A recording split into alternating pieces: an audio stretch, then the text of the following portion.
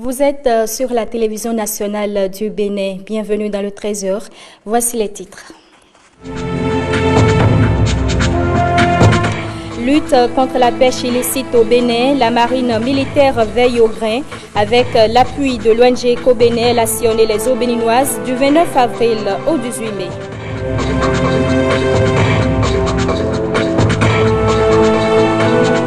Les nouveaux instruments de planification et de développement au cœur d'une formation à Cotonou.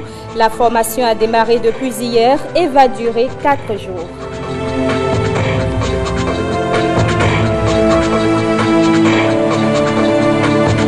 Les députés de la 8e législature sont officiellement installés. Le bureau qui devra conduire les débats de cette mandature est connu. Qu'en pensent les Béninois? Nous avons promené nos micros dans la ville. Alors, au palais des gouverneurs à Porto Novo, les nouveaux représentants du peuple sont installés et comme vous le savez, ils ont déjà élu le bureau qui conduira cette 8e législature. Quel est le regard que les Béninois portent sur ce nouveau mandat qui commence? Quels sont les défis qui attendent ces nouveaux députés et le bureau élu? Élément de réponse dans ce Vox Populi réalisé par Gisne Kogué et Edwige Gossou. C'est pas parce que il y a un taux d'abstention fort qu'on va dire que le scrutin ne s'est pas déroulé. Ça s'est déroulé. Les résultats, on doit les prendre sportivement, si tant est que on se réclame d'être progressiste, d'être patriote. Qu'ils aient été élus ou mal votés ou bien fait quoi là, il y a des défis à relever. C'est à ces défis-là qu'ils doivent faire face. Il y a de grands politiciens qui ont connu tout, qui ont traversé toutes les législatures, qui ont accepté de laisser la place aux jeunes. Il faut les saluer. L'Assemblée qui est là, pour moi, elle est fortement représentative. Elle est vigoureusement représentative. Parce qu'elle est composée de toutes les couches de la société, premièrement. Elle a été choisie au niveau de toutes les régions du pays, deuxièmement.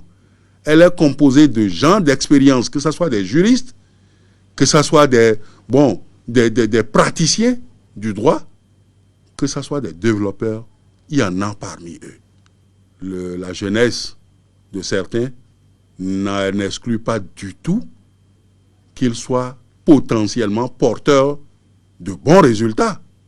Ils n'ont qu'à faire leur job. Nous proposer de bonnes lois.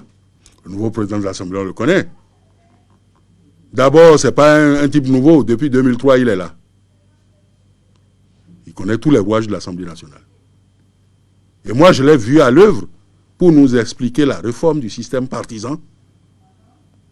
C'est l'honorable Lafounouk, que j'ai toujours rencontré, qui a dit qu'elle a la démarche qui a conduit à ce que nous avons fait aujourd'hui, ce que nous avons comme 2 lois. On ne s'attendait vraiment pas à ça. Il y a beaucoup qui ne s'attendaient pas à cette paix de l'installation de la législature. On sait tout ce qui s'est passé lors des élections, avec les messages de paix et tout ce qui va avec. Je pense que les gens ont compris qu'il fallait faire table rase et qu'il fallait se temporiser et laisser les choses se faire normalement. Et c'est ce qui a été fait jusqu'à l'installation des députés. On souhaiterait qu'ils puissent donner le meilleur d'eux-mêmes pour pouvoir épater le peuple béninois. Parce que tout le monde est déjà en position de... Enfin, tout le monde est sur le qui-vive, en fait. On ne sait pas ce qui va se passer réellement. Et il y a beaucoup d'insinuations et tout ça. Mais on ne va pas rester là.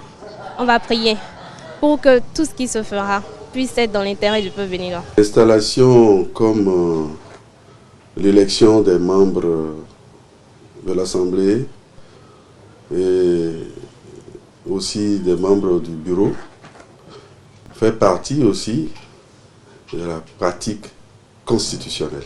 La constitution du bureau, nous sommes allés avec 2 blocs. Et cette configuration ne peut qu'être que ce que ça a été, que tout le monde se retrouve dans le bureau.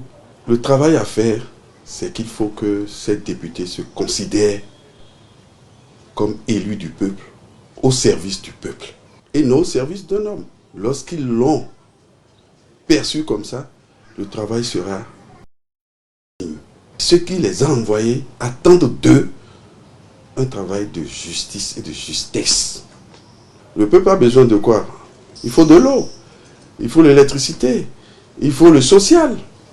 Donc, il faut tellement de choses que les autres même, ils en sont conscients.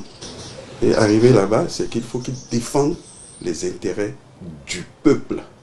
Vous croyez qu'il n'y a pas d'opposition parmi eux? Mais il y a l'opposition. Quand on dit qu'il n'y a pas l'opposition, moi ça me paraît un peu bizarre. Il y a déjà l'opposition. Puisque nous avons le bloc progressiste, nous avons le bloc républicain. Ces deux ont d'idéologies complètement différentes. Et lorsque le bloc progressiste a sa façon de voir les choses, ce n'est pas la même façon que le bloc républicain prend. Ce qui veut dire qu'il y a déjà opposition. Que ces députés travaillent pour l'intérêt du peuple. Louis Vlavonou, c'est quelqu'un qui a acquis beaucoup d'expérience dans le domaine parlementaire. Tous ses collaborateurs sont tous des gens vaillants, dévoués pour exercer en bonne et due forme le job. Le premier qui c'est quelqu'un qui est très posé, pondéré, l'honorable Yahweh Thomain, de par sa compétence étendue en la matière, et puis toutefois faire le job, ainsi que la première secrétaire parlementaire, qui est aussi une expérimentée dans le domaine.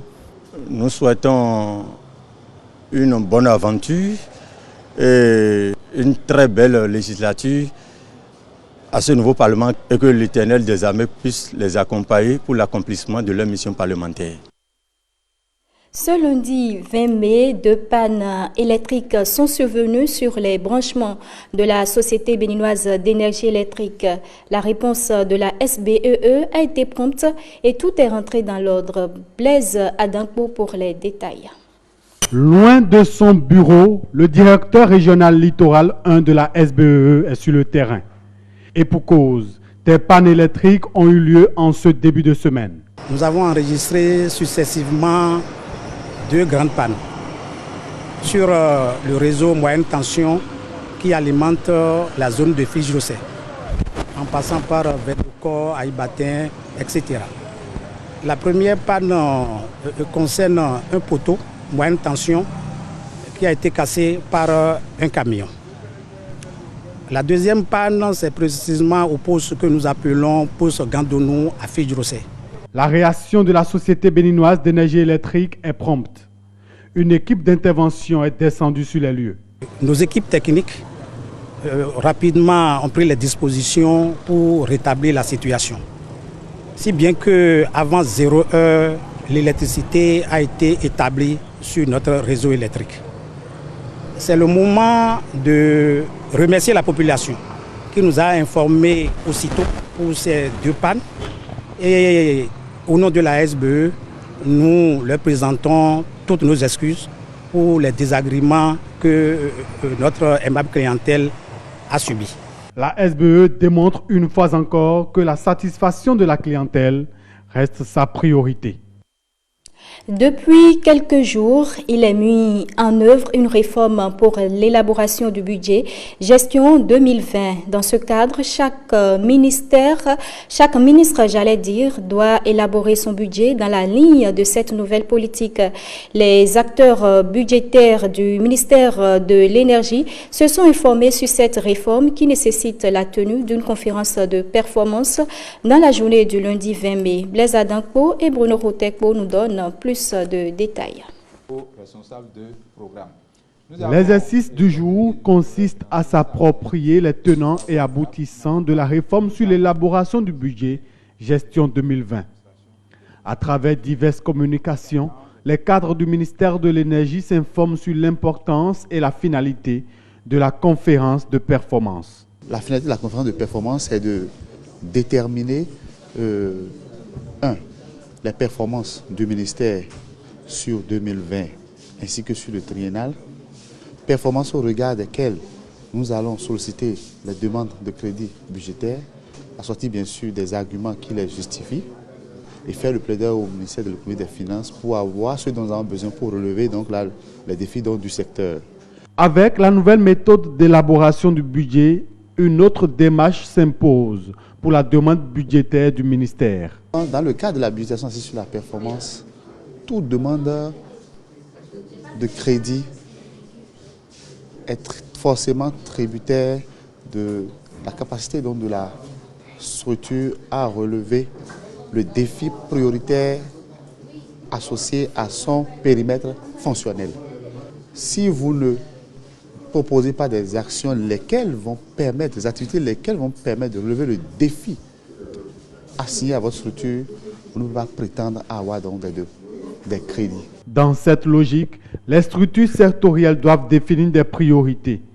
Et ce n'est pas ce qui manque au ministère de l'Énergie. Le gouvernement a fait le choix de renforcer les capacités énergétiques de notre pays, à travers notamment la mise en place d'infrastructures énergétiques et l'implication des acteurs privés pour relever ce défi national. Dans cette optique, les actions envisagées pour l'année 2020 devront être en cohérence avec les priorités ci-après. L'accroissement des capacités de production, des moyens de transport et de distribution de l'énergie électrique, le développement et la gestion des partenariats pour assurer l'approvisionnement en gaz naturel, la promotion de l'électrification rurale et de la maîtrise d'énergie. Après la cérémonie de lancement, l'exercice continue. Les prochains jours seront consacrés aux travaux préparatoires de la conférence de performance. Et puis Cotonou abrite depuis ce mardi une formation sur les nouveaux instruments de planification et de développement du Bénin. 4 jours de partage d'expériences pour permettre aux participants d'avoir des notions clés sur la politique nationale de développement. Blaise Adankpo et Simon Villon. Une vingtaine de personnes participent à la formation sur les nouveaux instruments de planification. Durant 4 jours, ces hommes et femmes seront outillés sur les stratégies et mécanismes à mettre en œuvre pour le développement du Bénin. Portant sur les thèmes les nouveaux instruments de planification et de programmation du développement du Bénin, cette formation a pour objectif général d'aider les participants à s'approprier le Plan national de développement PND 2018-2025 et ces nouveaux documents d'opérationnalisation pour les intégrer dans les outils sectoriels de planification et de programmation. Après 4 jours de formation, les participants seront désormais aguerris pour tout mettre en œuvre auprès de leurs structures respectives pour que les actions sectorielles soient arrimées aux planifications et plans national de développement ainsi que le programme de croissance pour le développement durable et le programme d'action du gouvernement. Pour ce stage, l'Institut de formation sociale, économique et civique, InfoSec, a fait appel à des experts des questions de planification. L'équipe de formateurs constituée des experts de la Direction générale des politiques de développement et des experts de la cellule de suivi des programmes économiques et financiers du ministère de l'économie et des finances sont aguerris pour échanger avec vous. Pour atteindre les objectifs de ces 4 jours de formation, des modules seront développés, entre autres les principaux axes du programme de croissance pour le développement durable. La Cité de l'innovation et du savoir de Semen-City s'apprête à abriter la plateforme Tech Lab, ce projet qui a pour vocation de trouver des solutions scientifiques aux maux qui minent les secteurs de la vie, mérite d'être connu de tous les Béninois. Thierry Dalmeda, co-concepteur de Tech Lab, présente les avantages d'une application qui va révolutionner le continent africain. Il est au micro de Patrick Ayadji et de Mathieu Soukenou. Tech Lab est une plateforme qui incube donc au sein de l'agence de développement de Semen-City, qui a vocation à être transférée sur le site de la Cité de l'innovation et du savoir de Semen-City. Et Tech Lab a vocation à doter nos communautés des outils et des compétences qui leur permettent d'intégrer le rayonnement X dans l'arsenal de moyens dont on dispose pour résoudre les problèmes spécifiques, des problèmes de développement dans les domaines de la santé, de l'agriculture, de l'énergie, de l'environnement. Il faut faire de l'imagerie X pour comprendre comment évolue la structure du photocatalyseur dans le temps et qui finalement le désactive. C'est en comprenant cela que nous pouvons élaborer des photocatalyseurs utilisables à grande échelle pour le traitement des eaux usées, par exemple. Et on a beaucoup parlé de faux médicaments au Bénin. Vous savez qu'il est très facile, grâce au rayonnement X, de savoir si une molécule est présente ou pas dans un médicament. Pour cela, vous le passez au diffractomètre et vous identifiez que telle molécule annoncée n'est pas présente dans le médicament en question. L'utilisation de l'imagerie X permet d'élaborer de nouvelles briques qui seront utilisées avec des matériaux locaux, avec très peu de ciment et qui permettront un habitat plus confortable aux gens qui n'ont pas les moyens de climatiser leurs habitations. En fait, tous les pays du Sahel souffrent de la désertification. Et une des applications de la spectroscopie X, c'est de comprendre le fonctionnement des racines et de comprendre le stress que développent les racines aux conditions climatiques sévères comme la sécheresse. Et pour cela, on utilise donc les techniques de spectroscopie X pour essayer de comprendre comment réagissent les racines dans un environnement sévère de manière à designer génétiquement des solutions pour pouvoir construire des plantes robustes qui résistent aux conditions extrêmes de sécheresse. Une des choses dont on n'a pas parlé, c'est l'utilisation de la fluorescence X pour l'élaboration de nouvelles cellules photovoltaïques plus flexibles que les panneaux solaires rigides que nous avons actuellement. La lutte contre la pêche illicite se poursuit. Du 29 avril au 18 mai 2019, une équipe composée de la marine militaire, de la direction des pêches et de l'organisation non gouvernementale Éco-Bénin a sillonné les eaux béninoises. Un navire de l'ONG internationale de Chefette, l'objectif est de lutter contre la pêche illicite non légale, non déclarée. Gisnek Poguet et Daniel Ada. L'opération Guégou 2019, un ensemble d'actions pour affirmer l'autorité de l'État en mer sur les 200 nautiques de la zone économique exclusive du Bénin. Cette opération s'est déroulée sur 3 semaines avec la collaboration de toutes les administrations, la direction de la pollution halieutique, les forces navales béninoises et bien entendu la marine marchande. Elle a consisté à effectuer des patrouilles dans l'entièreté de la zone économique exclusive du Bénin.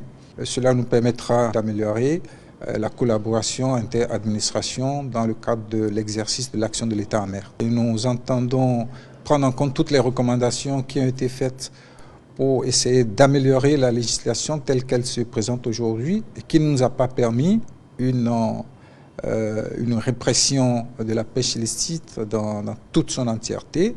Les forces navales, le bras armé de l'exercice de l'autorité de l'État en mer, confirment l'utilité de l'opération pour ces unités. Les forces navales ont tiré beaucoup d'enseignements de cette opération parce que nous avons eu à engager des fusiliers marins qui étaient à bord du navire Bobaker pour servir d'équipe de visite. Donc, chaque fois qu'on trouve un navire de pêche en mer, c'est ces fusiliers marins qui, avec certains membres de l'équipage, vont sur le navire pour l'inspecter, avec aussi les inspecteurs de pêche. Chaque navire, on a vraiment fouillé. Nous, notre mission d'abord, c'est de sécuriser le navire pour savoir qu'il n'y a pas un danger sur le navire. Dès qu'il n'y a pas un danger, je fais appel aux inspecteurs qui quittent là-bas pour venir à bord. Dès qu'ils viennent finir leur travail, on revérifie encore chaque cabine pour voir est-ce qu'ils ne font pas d'autres commerces. Pour les inspecteurs de pêche, la tenue de l'opération est synonyme de changement de paradigme. C'est vraiment une occasion pour montrer à ceux-là, nos partenaires, aux acteurs de la pêche, que nos eaux ne sont pas aussi libres. C'est vrai, il y a longtemps, on leur a fait croire que les eaux béninoises sont libres, peuvent venir à n'importe quel moment. Il suffit juste d'avoir la licence, on peut venir ramasser, faire la pêche comme on veut. Cette expérience, c'est aussi une manière de les sensibiliser, de leur dire que les choses vont changer désormais. Avec cette opération et les recommandations qui ont été faites, nous aurons à corriger ce qu'il faut corriger. L'ONG Éco-Bénin pour cette opération a mis en contact Sea Shippers et la préfecture maritime du Bénin. Nous avons fait des formations avec les forces navales, avec les inspecteurs de pêche et nous avons inspecté 8 navires de pêche en haute mer. Le chef de l'équipage confirme. We saw one vessel come across from Togo à un navire de pêche du Togo qui a franchi la frontière, mais vraiment sur une petite distance. On n'a pas pu l'attraper à temps, mais ils ont fait demi-tour très vite. En dehors de ça, on a pu principalement contrôler toute la flotte de navires légaux, donc tous les navires de pêche qui sont enregistrés au Bénin. Les acteurs de l'opération, unanimement, reconnaissent que l'opération Guégou 2019 a été un succès. Encore du sourire pour les cyclistes béninois. La société béninoise de brasserie offre un lot important de matériel mécanique, nutritionnel et sanitaire de près de 30 millions de francs CFA à la Fédération béninoise de cyclisme. Le geste a été fait ce lundi 20 mai 2019 au détour d'une cérémonie fort simple. Patrick Ayadji, Ernest Etegou. Difficile de contenir ses émotions face à ce cadeau de l'année. Emmanuel Sagbo, le numéro 1 béninois du vélo et ses coéquipiers, dispose désormais du matériel de confort. 9 vélos et accessoires professionnels, fruit du partenariat, Société béninoise de brasserie, Fédération béninoise de cyclisme. Je suis très fier de vous remettre ce matériel et je suis certain que ça sera vaillamment utilisé, que ça apportera un peu plus à nos équipes et que j'espère que vous en tirerez la quintessence et que vous ferez baver tous vos poursuivants avec des résultats mirobolants dans les jours et les semaines qui viennent. 29 972 à peu près un CFA. La Sobebra est en train de dépenser le transport, est en train de dépenser les frais de transit. Donc ces vélos valent beaucoup plus que les 30 millions que vous avez. Aujourd'hui, grâce à la Sobebra, nous avons acheté des transmissions et nous avons pris un tarmac Esper 2019 en améliorant rien que les roues. Les deux roues, la roue avant et la roue arrière, valent 1 million de CFA. Parmi toutes les équipes africaines, je pense que nous sommes l'une des mieux équipées aujourd'hui. L'acte posé extasie les responsables en charge du sport béninois, eux qui louent ici les efforts de la Sobebra.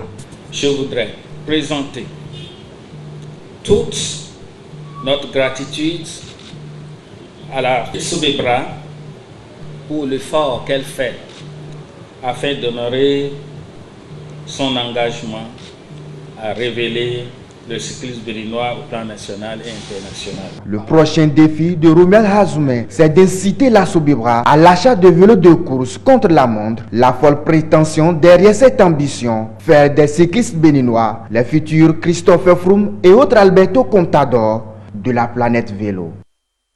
Et dans ce journal, on évoque encore une fois le 11 mai, le samedi 11 mai 2019, marque justement la 38e commémoration du décès de Bob Marley. À Cotonou, chacun a fêté cet événement à sa manière et un tour de ville a permis à une équipe de reportage de tomber sur un spectacle gratuit offert par un artiste qui lançait justement son 3e album, Patrick Ayadji, Assel Dansi et Petronille Lokoso. 11 mai 2019 à Cotonou, au Ciné Vogue, actuelle salle Fiteb, Festival international de théâtre du Bénin. Cette date est choisie pour le caractère spirituel du Rastafari. Cette doctrine qui prône la plénitude et la quiétude humaine sur lesquelles trône la race noire. Dans son contact original et son contrat originel avec le créateur Jah, Yahvé, Jéhovah. Le 11 mai, c'est un jour que Dieu m'a béni parce que le prophète Bob Marley, c'est un élu de Dieu. Donc j'ai choisi 11 mai, toujours pour la gloire de Dieu. Au Ciné Le Bénin, le spirituel fait place au rituel des sélections naturelles, celle ici des belles étudiantes, du moins celle que Dieu a dotée d'une exceptionnelle beauté, selon l'organisateur Stanislas Dossou alias Stan Delors.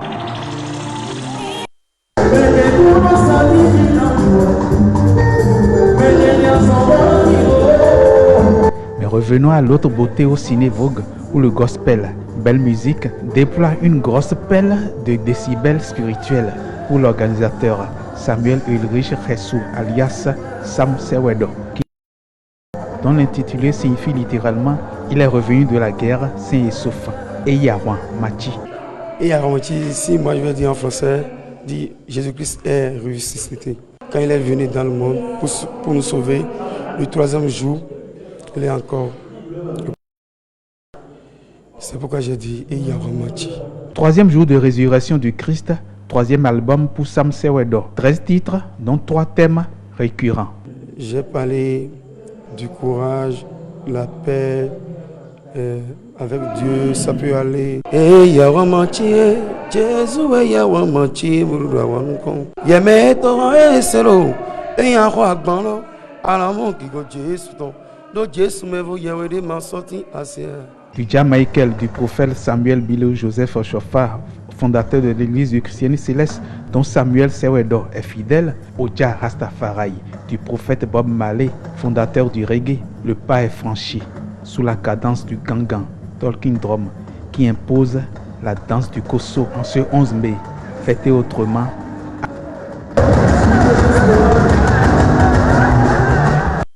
Et voilà qui met un thème à ce journal. Merci à vous de l'avoir suivi.